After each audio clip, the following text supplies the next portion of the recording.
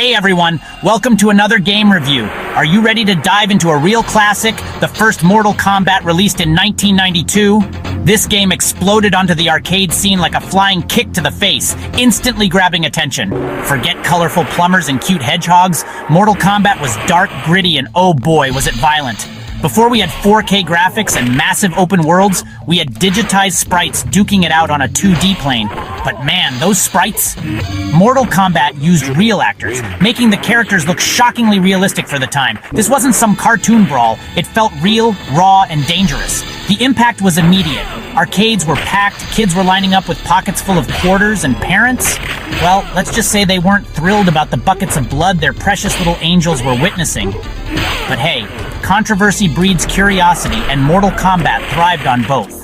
This wasn't just a flash in the pan either. Mortal Kombat became a phenomenon, spawning sequels, spin-offs, movies, you name it.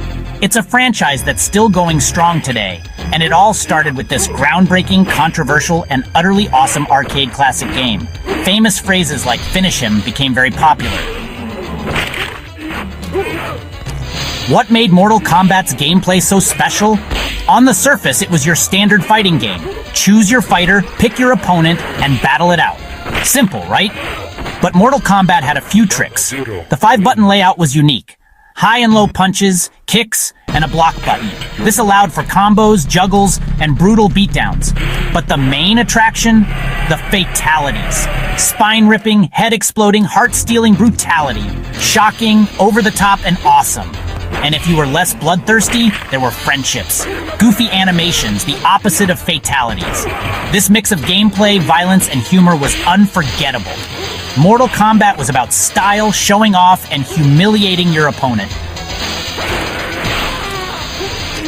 Now, let's talk about the stars of the show, the combatants.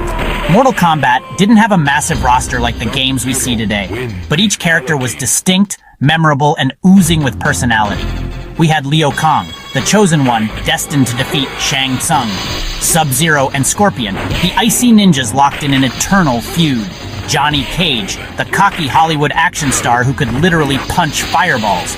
And who could forget Sonya Blade, the badass Special Forces agent who wasn't about to let any dude tell her what to do. Each character had their own unique moveset, backstory, and of course their own gloriously gory fatality. Whether you were freezing opponents with Sub-Zero, teleporting behind them as Scorpion, or uppercutting their heads into orbit as Liu Kang, each character felt powerful and satisfying to play. And the best part? These weren't just random sprites thrown together. Mortal